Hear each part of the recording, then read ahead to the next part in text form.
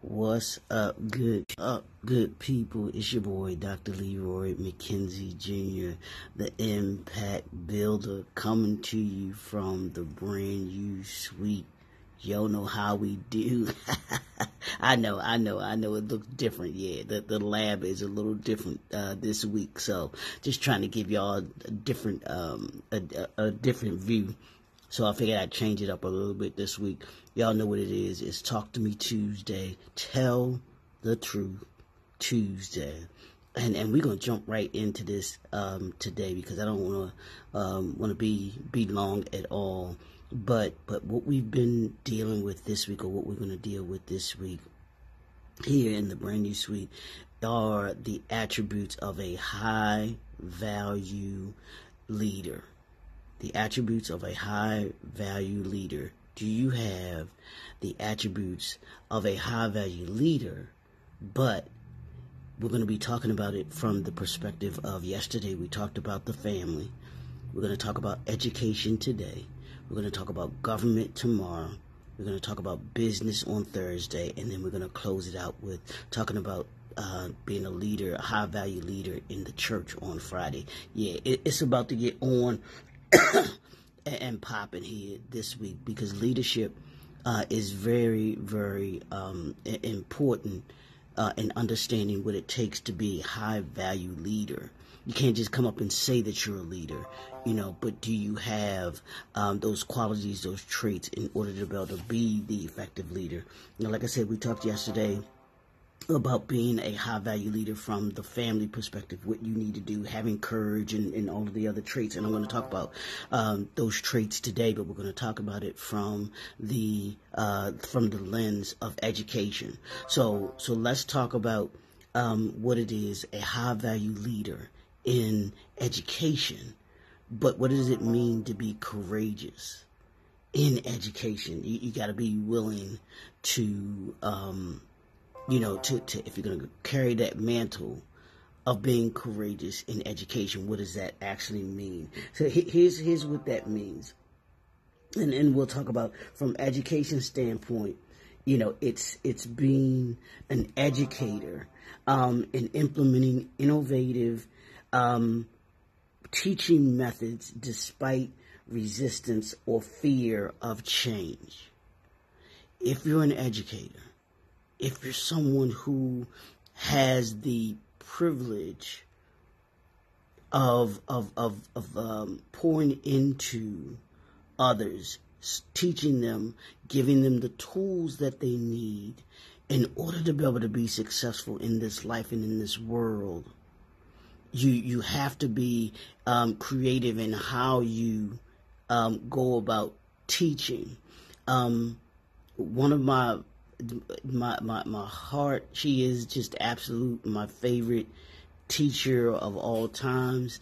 I love her to pieces. She is the reason why I'm part of who I am today, is because of her. I call her my second mom, and that's Dr. Jean Reagan. She is absolutely just a wonderful person, and she was my Algebra 1, Algebra 2 teacher in high school, and she used to always pick on me. She used to always pick on me, and she used to always have me stay after class, clean and wash her boards, all those things. And since I lived not too far from her, she would drive me home. But the thing that was so special about Miss Reagan and about teachers, educators like Miss Reagan, was the love that they had for education. Miss Reagan had a love for math, so she loved math, but the love that she had, what's up, D? The love that she had for her students, and it's it's unfortunate that in this day and time that we've lost those educators who have a passion for what they do. They have a passion for, the students that they pour into, and they don't have a passion for how they being prideful in what they do. And I'm not saying that all educators aren't like that in this day. Of course, there are a number of them. My niece is an educator, and I love the fact that she's in education and what she does with the kids. My sister, who owns a daycare center, she's an educator. That's being an educator. Part of what she does is educate the kids, the students, the kids that she has. And so being an educator is about being innovative, finding courageous ways to be able to create, teaching methods, getting your students, getting those that you educate to be able to understand something despite resistance or fear of change. You can't be afraid to do education what I call the 21st century way. And even with Ms. Reagan, the thing that I loved about Ms. Reagan was she had vision. And that's the seventh thing, being courageous, but she also had vision. She had a vision for me. She had a vision for herself. She had a vision for the students, the students that she that were under her care, so to speak. She had a vision for me because she would always instill in me, especially in the talks that we had, and go home, because I used to always be, Miss Reagan, why are you always picking on me? Why you always, push me? And that's exactly what she did. She pushed me to be better. She understood that in order for me, especially being a young black man back then, what the challenges were going to be with me growing up. And she was preparing me for those challenges. And I love her for it. Because the challenges that I get, or that I have today, I'm able to face them because of a Miss Reagan, who saw the vision of me. She saw this 14-year-old, 15-year-old boy who was insecure, didn't understand about himself. Hey, Bernice, morning. Who didn't, was trying to figure life out as a teenager and all of those things, but helped me to navigate. And that's what educators do. That's what high-value leaders do in education. They assist you in being able to figure it out. They set a vision for you, or they assist you in being able to set a vision for you, they give you and assist you in being able to understand operating in excellence.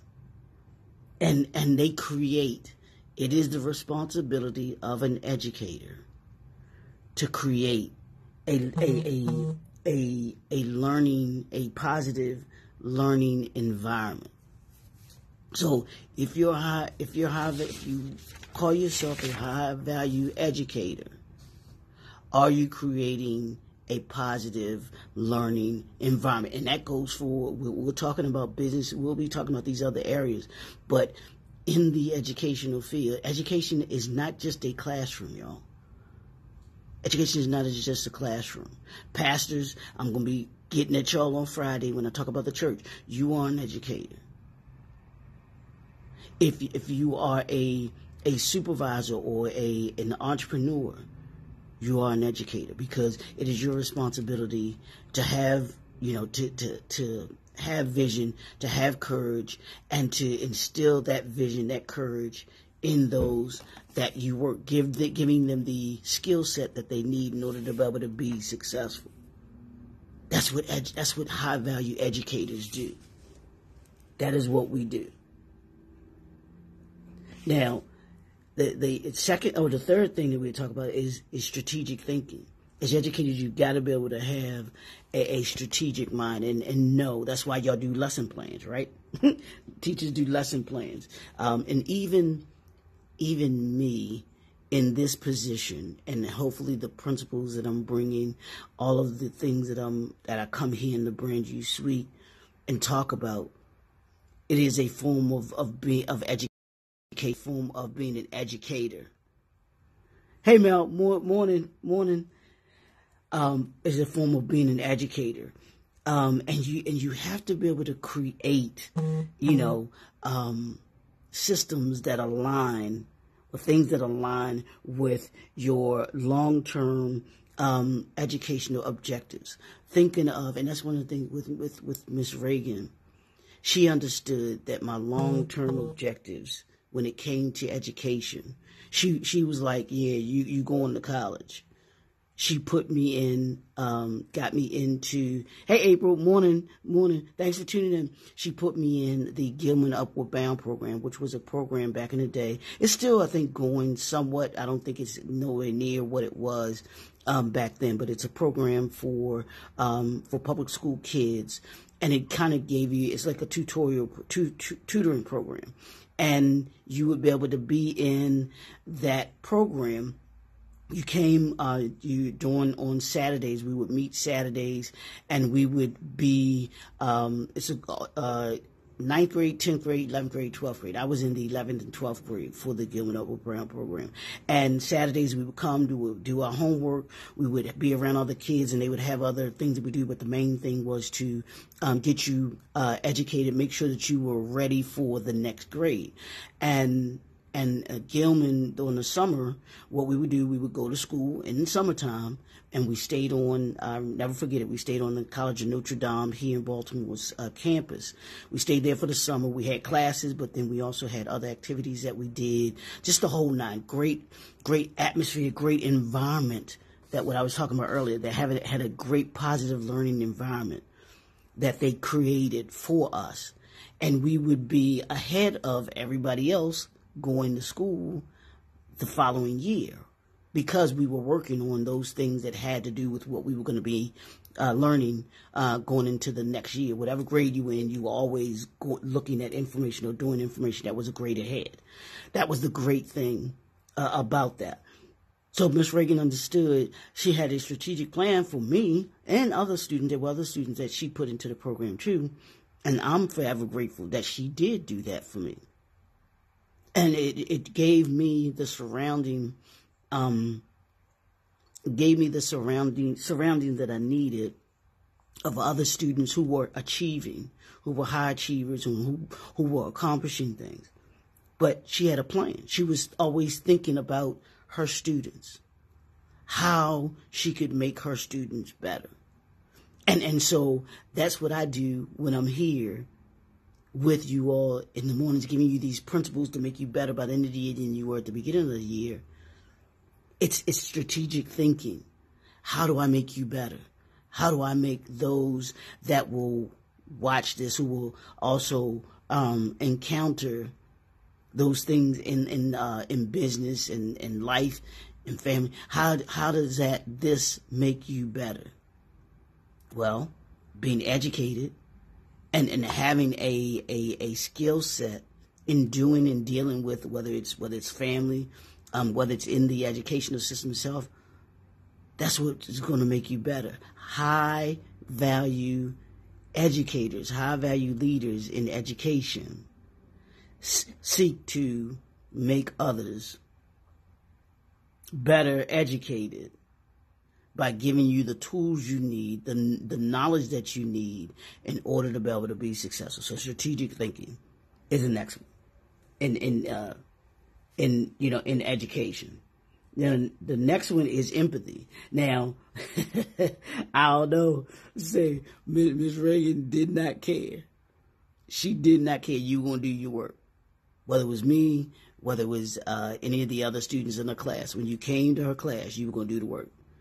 She had empathy as far as seeing who we were and the student, but she was going to hold you. She was going to hold you to doing what it is that you need to do. So as an educator, showing empathy towards those that you're teaching, it shows that you have an understanding of the learning styles of those that you are pouring into.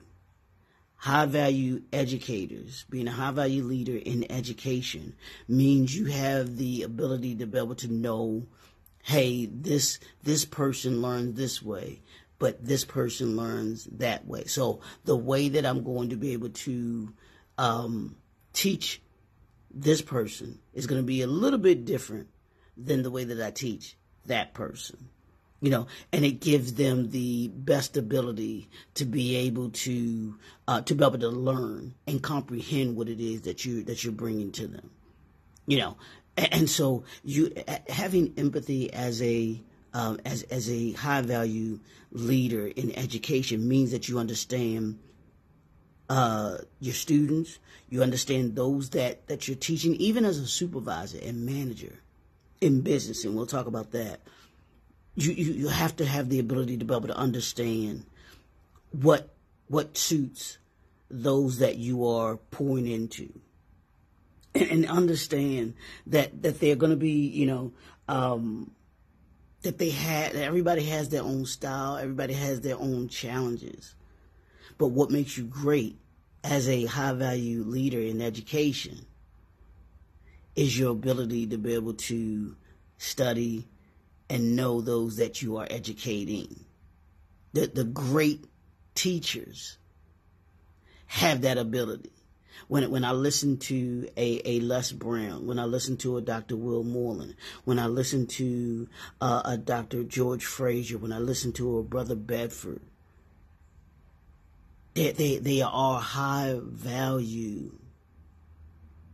They're all high value leaders in education, because they give millions of other people education, but they understand that everybody's not going to learn it in one specific way. There's not one cookie cutter way of gaining that education, but having empathy enough to understand and know everybody's not going to learn the same way, at the same pace, on the same level, and I have to be willing to adjust that. That's what you do as a high value educator in empathy. Of course, you're going to have resilience as an educator.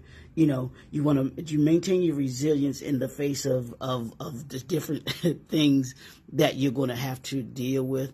You're going to have to find a way to be able to educate people on a budget. You're going to have to be able to, the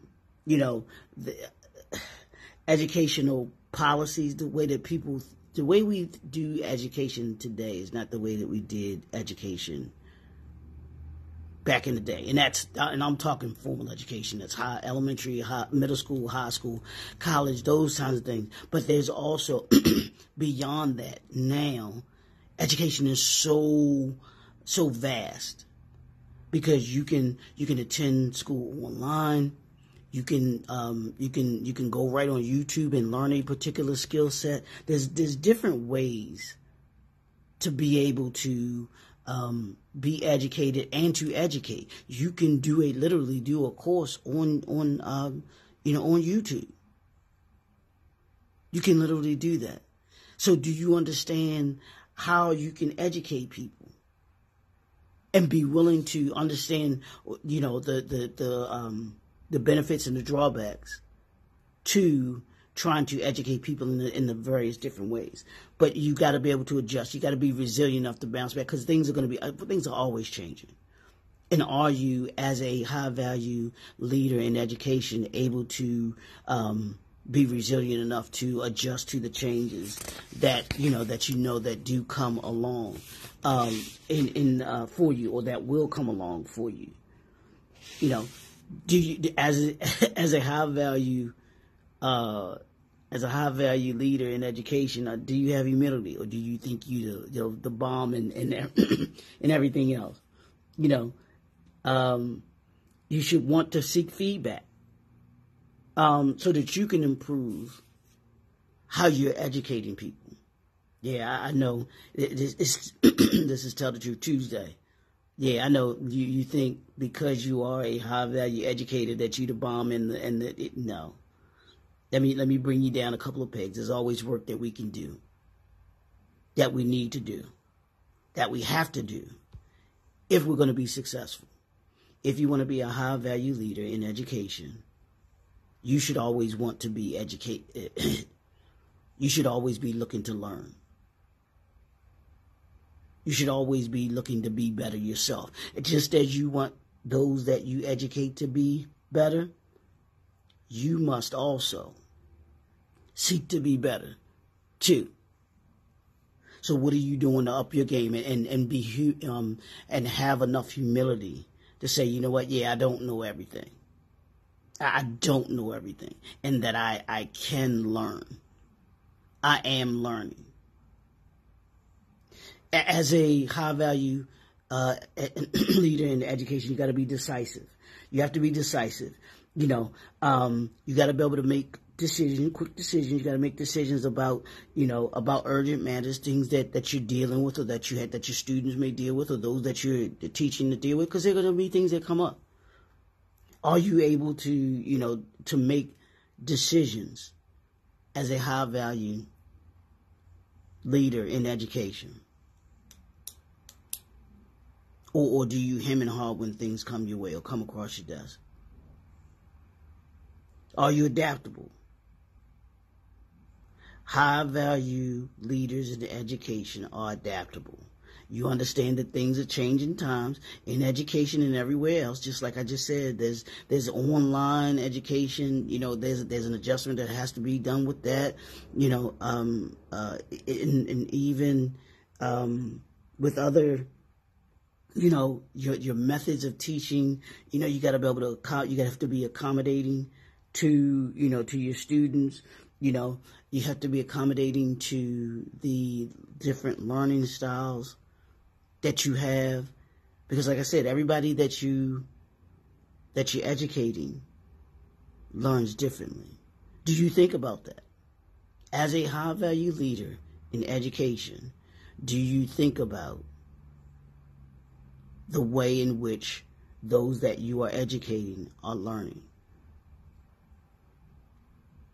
I want you to understand that. If you're able to navigate through that and understand, hey, I have to be adaptable. I got to be adjustable in the way that I deal with this student or this person versus that person. Like I said, that's formal education and that's informal education. And see, people get this sad way of thinking that they think that, what's up, Kendall? That's one of our high value leaders in education right there too, Miss Kendall Lanise, the remix coach. What's up, lady? So, you have to be able to be adaptable, but also inspirational. One of the things that I love about Miss Reagan, she was certainly a high value leader in education. But what she did was she inspired this young man right here. She inspired me to want to do better. She inspired me to want to be better. She helped me to understand that achievement in life was not going to come easy. So as a high value leader in education, you got to be inspirational. And you got to be able to communicate that effectively.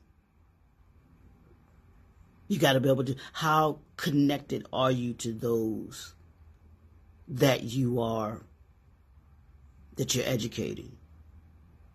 Or are you like some people today that are in education? Hey, I'm just here to get a paycheck. And it's sad that there are people in the field of education that the only thing that they look for is that check every 2 weeks or however often it is that they get paid, or those coaches, those educators online. Yeah, I got a program for you, but you pay me $25,000, $10,000, $25,000. Yeah, you can have it all. What kind of communication, and inspiration do you provide along with that? And then the last thing is, as a high value leader in education, you got to operate in integrity. Operating in integrity means, maintaining academic integrity and ethical in your ethical behavior.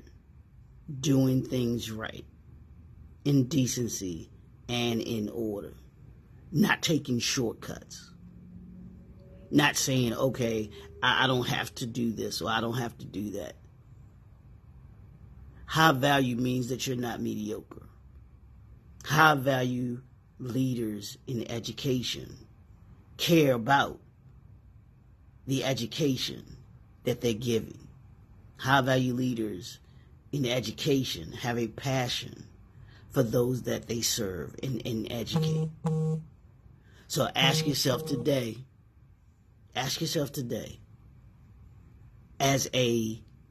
are you a high value leader in education? And are you courageous? Do you operate with humility? What communication and inspiration do you provide? Are you adaptable?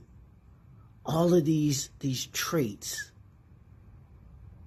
apply to you. And all of these traits, as I'm going through this week, I want you to understand it. I want you to take a deep dive look into what the traits that I'm talking about this week. Whether it's you in the family as a leader, whether it's you in education as a leader, whether it's you in government as a leader, whether it's you in business as a leader, whether it's you in the church as a leader. High value is the standard. That's all we deal with in the Brand You Suite is high value. That's the expectation. That's the standard that I set for myself. That's the standard that I set for those that are in my circle of impact. That's how we roll. Because we want everything to be done in excellence. And you can't unleash your entrepreneurial excellence. You can't unleash your high value leadership in education and think mediocre. If you have that high value expectation for yourself, you have that high value expectation for those that you serve, whatever capacity that is in education. Because like I told you, education isn't just in a classroom. Education isn't just elementary, high school, middle school, high school, college, PhD, master's. It's beyond that, y'all. It's beyond that. Education is everyday learning. Everyday learning. And those of us who provide some form of education, we have to do it at a high value level. Because we're called to be leaders in education. You're called to be a leader, high value leader in your family. You're called to be a high-value leader in government. You're called to be a high-value leader in business. You're called to be a high-value leader in the church. So, yeah, and we've got to get the language right. It's high-value leadership. That's the expectation. It's just Tell the Truth Tuesday, y'all. Y'all know, Talk to Me Tuesday, and I'm talking to you. Yeah, I'm not stuttering. I'm not hesitating. There is an expectation that we must have, that we've got to operate in. High value leaders in education. You're necessary, but you also have to understand that there's a standard that we must operate by. Being in high value leader in education. It's your boy, Dr. Leroy McKenzie Jr., the Impact Builder. Y'all know we're going to be right back here tomorrow, Work for Wednesday. Work for Wednesday. And we're going to be dealing with high-value leaders in government. What does it mean to be a high-value leader in government? Do you want to be a high-value leader in government? Are you a high-value leader in government? Take the time. Y'all know what I'm on purpose. I need you to go to my YouTube channel. I'm trying to get to 1,000 subscribers by June. I need y'all help though. I need you to hop on over to the. You can put in JNF Enterprises LLC, or you can put in my name, Dr. Leroy McKenzie Jr. It should come up. I need you to subscribe for me.